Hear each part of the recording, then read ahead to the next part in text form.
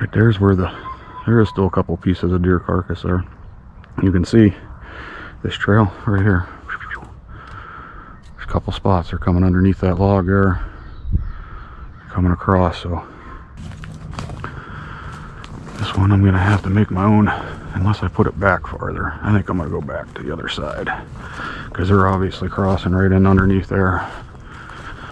Now with snares, a lot of guys will set on them log spots on purpose, but with the restraints and the legalities here in PA, you just, in the way of the whole idea of the restraints, you don't do that anyhow. So I want to hit before they slow down, so that's key to it too. So I think we're going to put this one right here up against these briars right here. Okay, so the only thing here is this, and that's definitely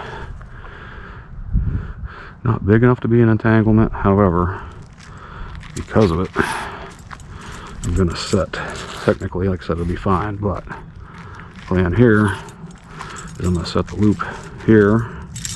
So I'm gonna go ahead and stake it way over here.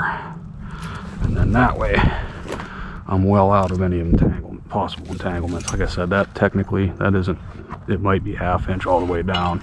I don't think it would ever be a problem. But we got options. And we'll set it up on this side here and take advantage. It's what kind of sounds daunting, and I've heard people complain about the entanglement, and it's hard, and they can't get them set up anywhere to neck them down, yada yada. Well, you just got to use your brain a little bit. Just because there's an entanglement on one side it doesn't mean you can't bunk right up against it. You just got to stake it out far enough. I stake this here. I obviously ain't reaching that, not with the snare, so I'm going to go even right to there if I can. Yep, right there.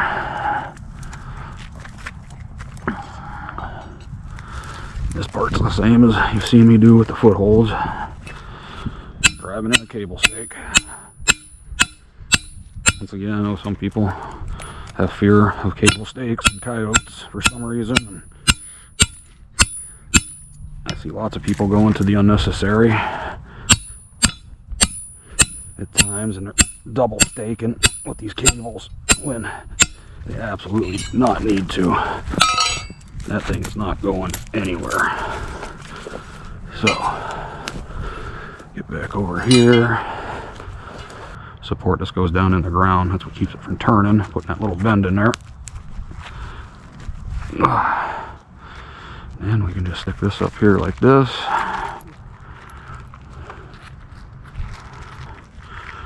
So loop set here. And now, that's why I'm having issues. That on there like that. We're going to set this. We need to get her squared up. We need to push it up a little bit so it holds. That's going to be it. I mean, just that easy.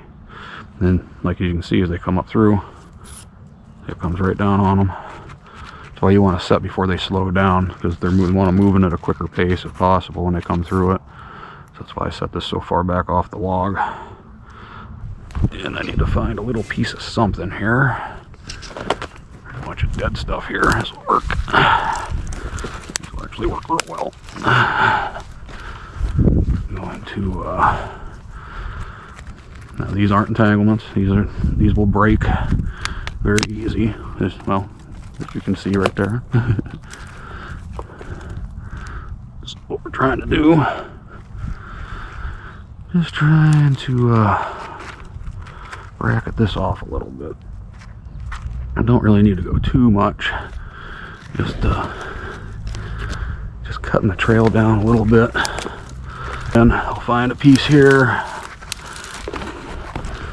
and we will put that. Yeah, I don't want one that big. There, this thing here. You don't want to make too big of a chin lift and deter them, but it's just enough to make them pick their head up. So yeah, but that's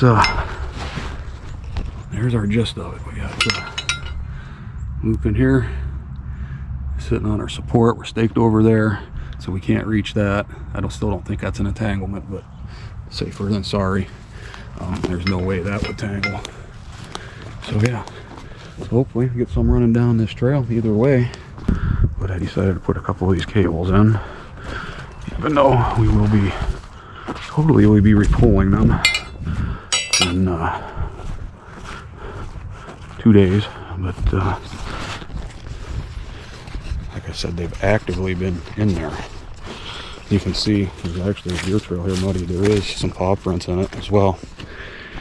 And like I said, there was still a pretty big piece of half the ribs in there just 2 days ago. I wasn't down here yesterday. Dad come and checked yesterday. But it's now gone, and there's just a little bit of, looks like part of the femur left there. So, and this hill is where I caught that coyote last Sunday. So I think I probably really should have put a couple of them in the other day when I thought about it, like on Monday. I should have put them in Sunday, but I didn't. Said heck with it. Well, now I just put a couple in with only 2 days. But as you can see, they're easy set. That's another thing I love about them. I mean, their safety and the low stress factor and all that with using them is awesome. But ease of use is something else too. They don't weigh nothing. The support wires don't weigh nothing. So they're pretty easy to set up. No bait, no scent.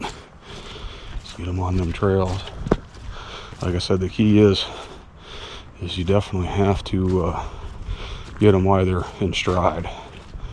You know, if you put them to where they stop, like if I'd have put them on the other, up tight to that log, even if I kept it, you know, out of an entanglement range, I'd have a hard time catching one for sure, because by the time they get to that log, I mean, they're going to slow down before they go under it.